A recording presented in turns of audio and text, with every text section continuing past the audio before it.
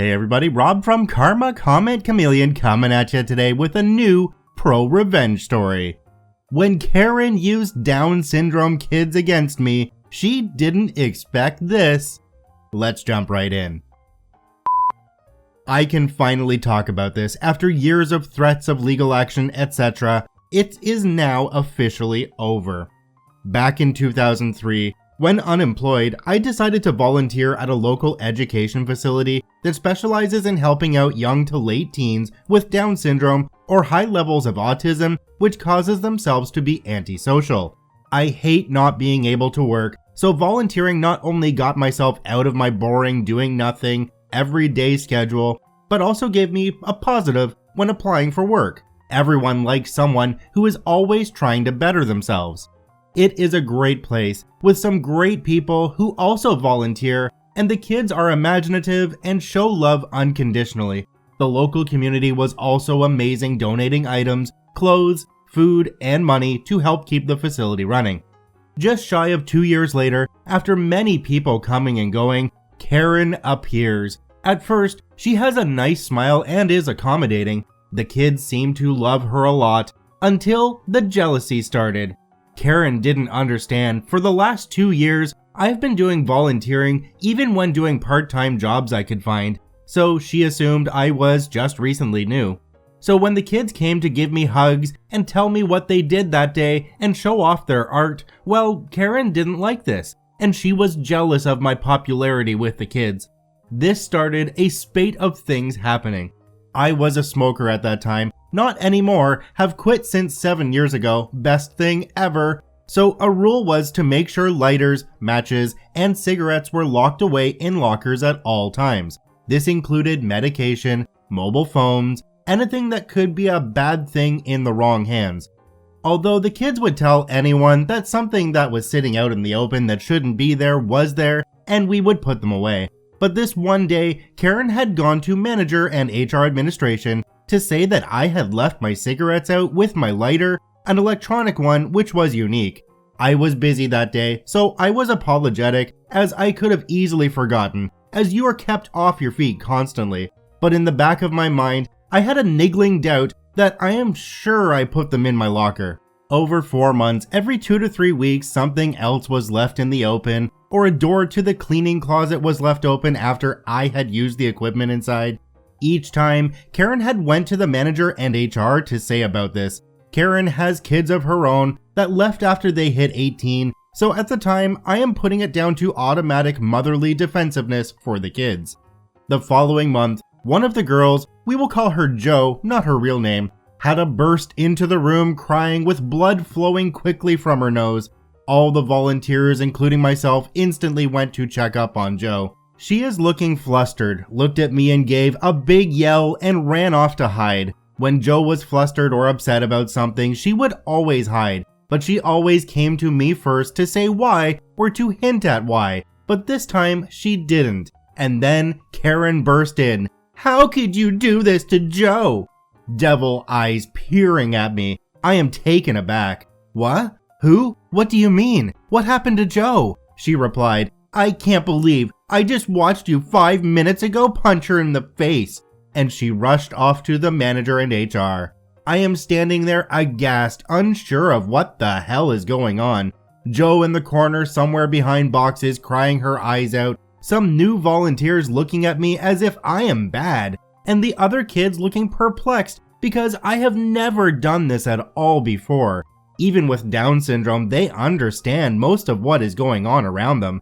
Manager comes in quickly, looking angry, which is understandable hearing what Karen told her, asked me why I did this. This shocked me hard because here is the manager who has known me for the last 2.5 years and instantly thought I could do this to the kids?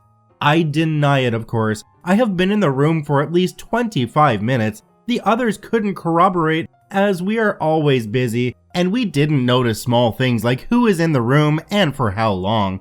The manager goes to Jo and asks her. She looks at me and instantly sobs her heart out again and says with a stammering yes.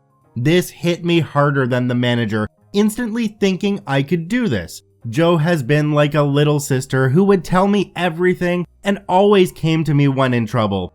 So police were called, everyone given information. Joe was too scared and still in her place of hiding, so I was effectively let go pending an investigation. Hardly anyone gets reinstated after any type of investigation, but Joe's parents were seemingly at a loss for words and didn't think I could do this, and after talking to Joe on their own, they dropped charges, but the damage was done and I was asked to never come back. Later found out that Karen and her jealousy was telling other newer volunteer staff that I was touching up the kids, always hitting them, and leaving dangerous stuff about. She had watched me at my locker, digital number keypad type, and saw my pin for the locker and left things about, including the lighter and cigarettes, all because the kids would always come to me.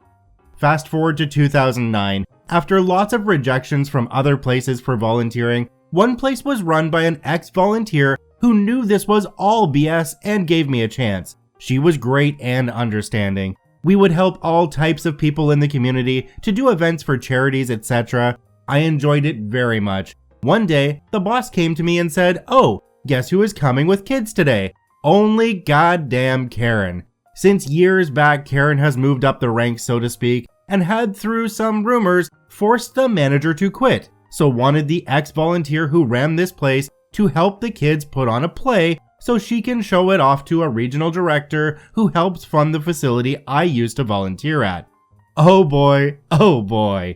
Luckily, Karen never gets to see me. She talked to the person who runs the place I am at now, everything is arranged, and the kids would come twice a week for 5 months to work on and rehearse their play they would put on. Sort of real-life situations that they meet in their lives and how to overcome them. And the eldest kid is Joe. She sees me and rushes over to me and hugs me to death, crying at the same time, saying, sorry, about what seemed like forever. I patted her head and said, it's okay, because I know she was coerced into it. It fit the scenario. Joe told me everything she could about Karen. She punched Joe, told her to blame me. She wouldn't, then she got punched again, same spot. This time with a threat to tell it was me or she would never come back here and go to the bad place, which was a publicly funded place, which isn't really good. Light bulb moment, real life situation and how to overcome them. I got in touch with Joe's parents and they were so apologetic because Joe told them everything and they tried to tell the manager in HR before, but she put it down to Joe isn't sure and just wanted me back. So I told them of my play and if we could introduce Joe's experience with Karen as part of the play. They were hesitant at first, and after a couple of hours, I get a text on my phone. Yeah, go for it. Take that lying bitch down. So months go by. Joe knew not to tell anyone about the play. It was a secret. Then it was time for the big night. Room is packed. Other groups did their choirs, artistic dances. It was a great night. I looked through the thick wine curtains at the stage to see Karen looking all pleased with herself next to the director. Apparently, this was make or break for Karen. Please the director, get the manager position, which was a paid position and not volunteer. She was temporary manager and being paid, but this would solidify it. Then the kids came on. Each group did their own things. They were amazing and people were enjoying it. Some jokes here and there that we helped the kids remember. Then Joe was last, a solo performance. Joe stood on the stage and in her best voice, "My time at facility name by Joe." I am watching Karen through the curtain and she is looking perplexed, forcing a smile at the director who was loving it and way paying super attention to all the kids, who wouldn't be if you are funding the kids. So I stepped to the side of the curtain and then eventually Karen's eyes met my face and I cheekily waved. And then her face became one of massive concern. Joe put on an amazing performance and the piece de résistance was her solo part about Karen. In the dark with a light shining on Joe for dramatic effect, she mimicked what happened to her that day.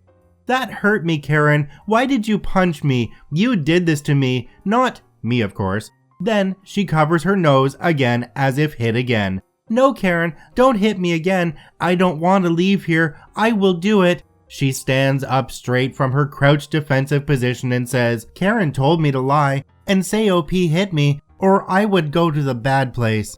The director's face was unforgettable. He sat with his jaw literally hanging down and mouth agape. Karen was looking at me, at Joe, at the director, back and forward, and you could see her trying to figure out something to save herself. I just walked backstage. Job done. Later, I high-fived Joe and told her, "Good job, you were amazing." She gave me the biggest, cheesiest grin with a thumbs up, made me tear up. Karen blamed me for obviously making Joe say all these things, and police were called again. But my boss didn't take her side, of course, and allowed me to remain. For years, Karen would also serve me up some weird summons to court for one thing or another. I would go, and she wouldn't, so I automatically win. Now there is a second ProRevenge here. One of the girls who was at the facility when I was there was Meg, again, not real name. She had Down syndrome but also MS. Sweetest girl ever. She was bullied by Karen to say stuff about me, such as touching her, but Meg would say no every single time. Even when Karen would pinch her badly on parts of her body like arms, back, or neck. Meg's parents thought kids at the facility were hitting her and gave her a teddy bear she called Barry the Bear. Barry was special, it had a camera, so she would have the bear, and if anything bad happens, she knew to press the bear's paw to start recording. Anyway, they forgot about it because Meg didn't have any more marks, etc. Guess Karen stopped tormenting her, but unfortunately, Meg lost her battle with MS March of last year, and they were going through her things, and the father found Barry the Bear and remembered why they got it. They went through what was recorded. Now, back then, things like this did exist, but were heavy and expensive and not much storage. Well, Joe was playing with Barry the Bear as Meg allowed her to play with him. They were good friends. Joe must have accidentally pushed the paw to start the recording. And on the recording, you could hear Karen in the background coming near. Karen had a policy of telling the kids not to touch things not theirs.